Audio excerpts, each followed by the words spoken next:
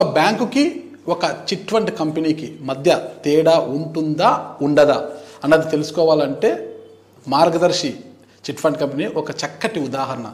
ఇటీవల కాలంలో మార్గదర్శి విషయం తెలుసు కదా, హైకోర్టులో కేసు కట్టివేయడంతో సుప్రీంకోర్టు తలుపులు తట్టారు. ఆ తర్వాత ఏపీ గవర్నమెంట్ మార్గదర్శిపై వరుస దాడులు చేస్తూ కొరడా జులిపిస్తుంది. ఆపై ఉండవల్లి అరుణకుమార్ గారి కామెంట్స్ వెరసి ఏపీలో మొత్తం తెలుగు రాష్ట్రాల్లో ఒక హాట్ టాపిక్గా మారిపోయింది. ఇంతకీ ఏంటా మార్గదర్శి కథ కమామిషు అన్న వివరాలు మనతో ఉన్న మాజీ ఎంపీ గారు ఉండవల్లి అరుణకుమార్ గారితో అడిగి తెలుసుకుంటాం. సార్ నమస్తే. సార్ నమస్తే. ఇప్పుడు మార్గదర్శి హాట్ టాపిక్ అయిపోయింది. అసలు చెప్పాలంటే మార్గదర్శి అనగానే రామోజీరావు గారు ఎంత గుర్తుకొస్తారనేది ఎంత నిజమో, అలాగే ఉండవల్లి అరుణకుమార్ గారు కూడా గుర్తుకొస్తారనేది అంతే నిజం అనమాట. అంటే ఇప్పుడు జనరేషన్కి, అంటే ఇది ఎప్పుడు 2006లో మీరు ఇష్యూ చేశారు, 2006 అంటే ఇప్పుడు జనరేషన్కి మార్గదర్శి చిట్ ఫండ్కు మార్గదర్శి ఫైనాన్స్కి కంపెనీకి మధ్య తేడా తెలియదు. చెప్పాలంటే మార్గదర్శి అనేది నాకున్న సంబంధం 1962 ఆగస్టు ఏమో స్థాపించారు. అప్పటి నుంచి ఇప్పటివరకు కార్యకలాపాలు కొనసాగుతున్నాయన్నమాట. అయితే ఇటీవల 2006లో వచ్చిన ఇష్యూతో 2018లో అనుకుంటా కేసు కొట్టేశారు హైకోర్టులో. తర్వాత మీరు సుప్రీంకోర్టు తలుపులు తట్టారు. దాంట్లో ఏపీ గవర్నమెంట్ ఇంప్లీడ్ అయింది. ఇప్పుడు ఏపీ గవర్నమెంట్ మార్గదర్శిపై దాడులు చేయడము అనే దాంతో ఒక కొరడా జులిపిస్తోంది. ఆ పైన మీ కామెంట్స్ అన్నీ కలిపితే ఒక హాట్ టాపిక్గా మారిపోయింది అనమాట ఏపీలో. అసలుకి ఇవన్నీ కూడా ఇప్పుడు ఈ గందరగోళం మధ్య కొనసాగుతోంది. అంటే ఒక పక్క ఏపీ గవర్నమెంట్ దాడులు, మరో పక్క మీ కామెంట్స్. అసలు ఏం జరుగుతుంది, ఈ మార్గదర్శి ఏంటి అనేది అందరికీ గందరగోళం ఉంది. ఈ గందరగోళం నుంచి ప్రజలను బయటకు పడవేయాలి సార్. అసలు దీనికి చక్కటి సమాధానం మీరు చెప్పాలి నాకు. ఇది యాదృచ్ఛికంగా జరిగిందే తప్ప ఇదేమీ పెద్ద ప్రీ ప్లాన్డ్గా జరిగింది కాదు సార్. మా ఫ్యామిలీ, మా అమ్మగారు, మా తమ్ముడి వైఫ్ వీళ్ళందరూ 1990 నుంచి మార్గదర్శిలో డబ్బులు దాచుకుంటున్నారు. ఎవరో ఏజెంట్లు మాకు తెలుసున్న ఆయన వచ్చాడు, జాయిన్ చేశాడు, బాగుంటుందండి, బ్యాంక్ ఇంట్రెస్ట్ కన్నా 2% ఎంత ఎక్కువ ఇస్తారు అని చాలా కంపెనీలు ఉంటాయి ఇలాంటివి. అలాగా డబ్బులు దాచుకోవటం మొదలుపెట్టారు. అంటే చిట్టు కాకోకుండా డిపాజిట్ చేశారు. చిట్టే పాడుకుని దాన్ని డిపాజిట్గా కన్వర్ట్ చేస్తారు. ఓకే. ఎక్కువ మంది ఈ చిట్టు మార్గదర్శి మంచి కంపెనీ, రామోజీరావు, ఈనాడు, డబ్బులు సేఫ్ అని ఉందనుకోండి, వెంటనే అందులో డబ్బు వేసుకుని చీటీ ముందు పాడుకుంటారు. వచ్చినప్పుడు ప్రతి నెల డివిడెండ్ వస్తుంటుంది. చీటీ పాట వచ్చేసింది అనుకోండి మనకి, ఆ డబ్బు వాళ్ళ దగ్గరే డిపాజిట్ చేసుకుంటారు. ఓకే. చేసుకుని ఆ డబ్బు పెట్టి వాళ్ళు వ్యాపారాలు చేసుకుంటూ ఉంటారు, మనకు కరెక్ట్గా ఇచ్చేస్తుంటారు. ఇది ఇలా జరుగుతోంది, 90 నుంచి జరుగుతోంది. 2002లోనే ఎక్కడో ఇక్కడ లోకల్ చీటీలో దాంట్లో మా వాళ్ళు ఒక ఇలాగే జాయిన్ అయితే అది ఎత్తేసి వెళ్ళిపోయారు. వెళ్ళిపోతే అప్పుడు నాకు చెప్పారు, అప్పుడు దాకా నాకు తెలియదు.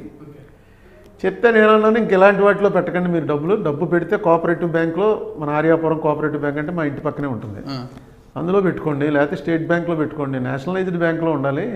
వాటి మీద ఎప్పటికప్పుడు రిజర్వ్ బ్యాంక్ చూస్తూ ఉంటుంది, లెక్కలు చూస్తూ ఉంటుంది, కరెక్ట్గా చేస్తున్నారా లేదా, బోర్డు అంత ఇది ఉంటుంది. అలా ఉంటేనే ఎన్నో కోఆపరేటివ్ బ్యాంకులు ఎత్తేసారు. ఓకే. నిరంతరం రిజర్వ్ బ్యాంక్ చెక్కింగ్లో ఉన్నవే ఎత్తేసారు. అంటే వాళ్ళు అప్పుడు నాకు చెప్పలా ఇలా ఈనాడులో మార్గదర్శిలో పెట్టామని. తర్వాత 2005లో మార్గదర్శి వారు ₹1,00,000 చీటీ అయితేనే మేము తీసుకుంటాం, మీది ఒక ₹70,000 చీటీ అయిపోయింది, ఈ డబ్బు తీసేసుకోండి, లేదు ₹1,00,000 ఇంకా 30,000 పట్టుకొచ్చిస్తే ₹1,00,000 చీటీ అయితే రెన్యూ చేస్తాం, 1,00,000 లోపు చీటీలు రెన్యూ చేయం అని చెప్పారు. చెప్తే సరే మా తమ్ముడు వచ్చి ఏం చేద్దాం, ఇంకో 30,000 కట్టమంటున్నారంటే అప్పటికి నేను ఎంపీ అయిపోయాను. సరే ఒకసారి అన్నయ్యని అడిగి చెయ్యంటే నాకు ఫోన్ చేశాడు. చేసి ఇలాగ అంటున్నాడంటే, నాకు ఆ కాగితాలు అవి రెడీ పెట్టుంచి నేను వస్తున్నాను రేపు రాజమండ్రి, చూస్తానని చెప్పి ఇంటికి వెళ్ళి చూశాను. చూస్తే ఏమైంది, 70,000కి ఒక రసీదు ఉంది. వీళ్ళు పట్టుకెళ్ళి డిపాజిట్ సర్టిఫికేట్ ఇచ్చేశారు. ఇచ్చేస్తే అక్కడ లోకల్ ఆయన ఒక రసీదు ఇచ్చాడు. ఆ రసీదు మీద సంతకం కూడా, పేరు కూడా ఎవరిదో తెలియట్లేదు, ఇలా ఉందో గీత. చూసి ఇదేంట్రా అంటే, ఇంకా ఉన్నాయి 5-6 డిపాజిట్లు, ఏదో డిపాజిట్ చూపించోసారంటే డిపాజిట్ చూశాను. చూస్తే మార్గదర్శి కిందేమో రామోజీరావు గారి సంతకం, HUF అని ఉంది. ఇదేంటి మార్గదర్శి చిట్ ఫండ్స్ కదా వీళ్ళది, ఈ మార్గదర్శి ఫైనాన్షియర్స్ అంటున్నారంటే మీకు అది పంపిస్తాను, అది కూడా చూపించండి ప్రజలకి. ఓకే సార్, పంపించండి. మార్గదర్శి ఫైనాన్షియర్స్ అని ఉంది ఏంటని. అయినా ఎప్పుడైతే రామోజీరావు అని ఉందో కింద సంతకం, రామోజీరావు ఎక్కడికి పోతాడు, ఎక్కడికి పోడు, పర్లేదు తీసుకోండి డబ్బులు, ఇంకా వేయాలా వద్దా మీరు ఆలోచించుకోండి. కానీ ఈ చిట్ ఫండ్ ఫైనాన్షియర్స్ ఇది ఏంటో నాకు కన్ఫ్యూజన్గా ఉంది అని చెప్పి దాని ఫోటో తీసుకుని వచ్చి నేను ఎవరో మీలాంటి ఫ్రెండ్కి పంపించాను, ఇదేంటి ఇలా ఇచ్చాడు సర్టిఫికెట్ అని. వాళ్ళు 70,000 పేమెంట్ ఇవ్వాలి కదా, ఆ పేమెంట్కి చెక్ ఇచ్చేశారు. ఆ చెక్ మీద ఏమనుంది?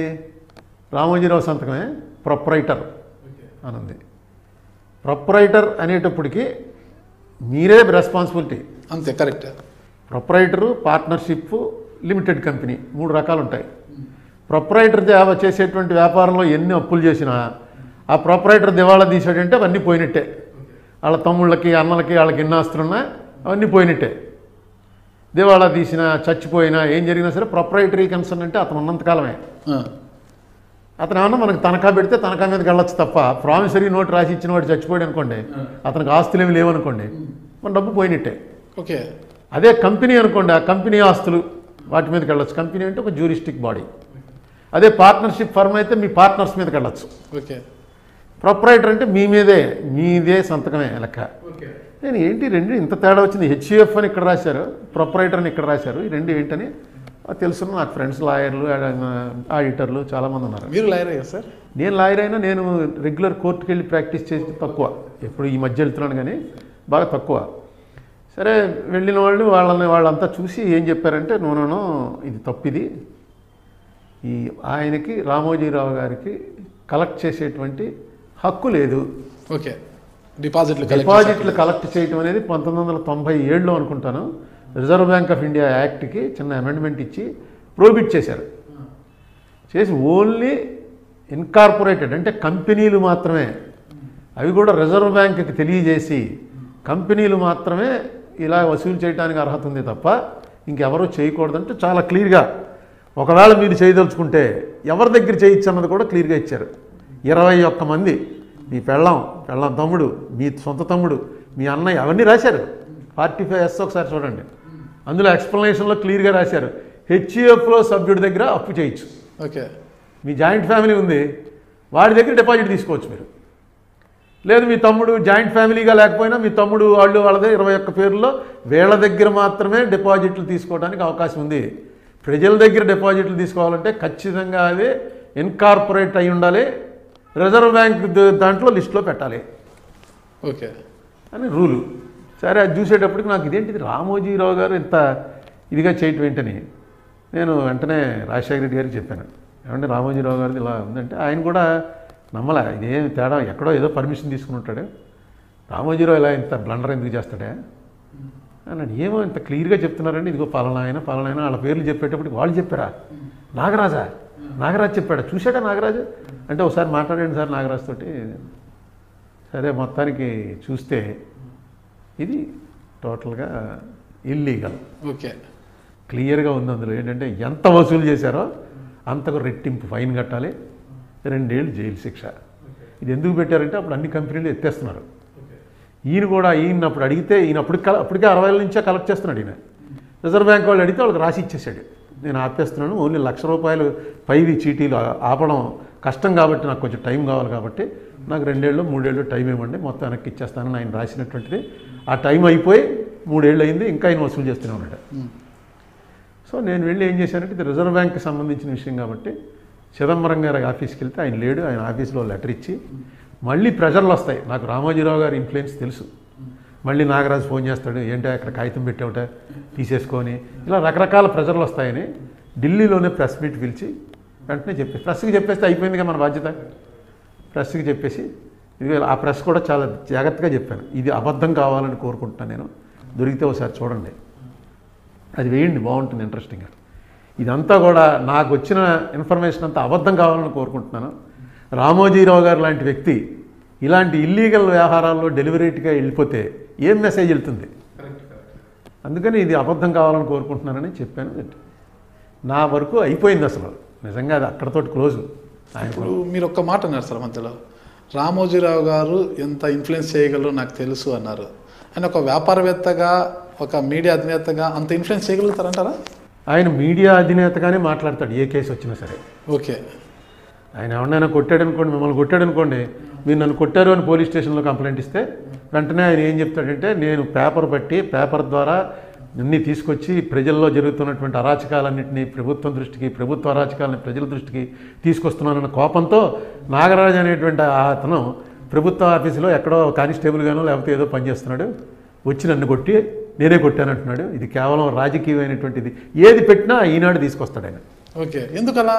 అదే ఆయనకి వెపనం. కానీ ఈనాడు ఒకటే కాదు కదా, మిగతా వ్యాపారాలు ఉన్నాయి. అదే మాట అన్నాడు రవీందర్ అని ఒక జడ్జి గారు. ఏమన్నాడంటే, సుప్రీంకోర్టు జడ్జి గారు, ఈయన 2 టోపీలు పెట్టుకొస్తున్నాడు. ఒక టోపీ ఏమో వ్యాపారవేత్త, ఒక టోపీ ఏమో పేపర్ సంపాదకుడు. సరిగ్గా ఈ వ్యాపారంలో తప్పులు ఏంటున్నాయంటే ఆ టోపీ తీసి టోపీ పెట్టుకుని నేను సంపాదకుడు అండి, నేను ఇచ్చేస్తున్నానని అంటాడు. యూ కాంట్ వేర్ 2 హ్యాట్స్ అని క్లియర్గా చెప్పాడు ఆయన.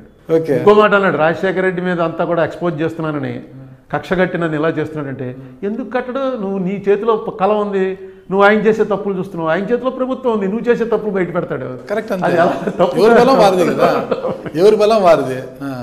మొత్తానికి ఆయన రాజశేఖర రెడ్డి చేసే అన్నీ కూడా స్టే తెచ్చి ఏ లెవెల్లో స్టే తెచ్చాడంటే, ఆయన డిపాజిట్లు అందరికీ చెల్లించేశాను అని చెప్తాడు. ఎవరికి చెల్లించావు సార్ చూపించమంటే చూడటానికి లేదు, దాని మీద స్టే ఉంది. ఆయన చెప్పాడు కాబట్టి మనం నమ్మాలన్నమాట. చెల్లించేసి లిస్టు చూపించాలిగా, ప్రభుత్వానికి చూపించడు, రిజర్వ్ బ్యాంక్కి చూపించక్కర్లేదు, ఎవరికి చూపించకుండా కోర్టు వారు అడగరు. పోనీ ఆ లిస్ట్ ఏదో మాకు ఇవ్వాయా మేము చూస్తామని కోర్టు వారు చెప్తున్నాడుగా. మీరు ఎవరన్నా కంప్లైంట్ ఇస్తే చెప్పండి అని. ఎవరు కంప్లైంట్ ఇస్తారు? ఆయన మీద కంప్లైంట్ ఇచ్చి దొంగ ఉడుకుంది. నేను ఒక్కడిని కంప్లైంట్ ఇచ్చినందుకు 2009 ఎలక్షన్ ఆల్మోస్ట్ చావు తప్పి కన్ను లొట్టబోయినట్టు నెగ్గాను. ఆవేళ క్యాండిడేట్లు మురళీమోహన్, కృష్ణరాజు కాదు, రామోజీరావు గారు, ఈనాడును. ఆవేళ నా ఎలక్షన్ మీద అన్నీ పెట్టుంచాను, నేను రాసే బుక్లో వస్తాయి అవన్నీ. ఎలా ఆర్టికల్స్ రాశారంటే, అయిపోయింది 3వ ప్లేస్లో ఉన్నాడని. ఒక పెద్ద దేశం ఆయన ప్రతి కాన్స్టిట్యున్సీలో క్యాండిడేట్లు ఎవరెవరు అని ఫోటోలు వేసి వాళ్ళ జీవిత చరిత్రలు రాస్తాడు. ప్రతి దానికి జిల్లా ఎడిషన్లో వేసేవాడు. అన్ని కాన్స్టిట్యున్సీలు వేసాడు. రాజమండ్రి కాన్స్టిట్యున్సీ మాత్రం ఆ ఫోటో లేదు, నేను లేను.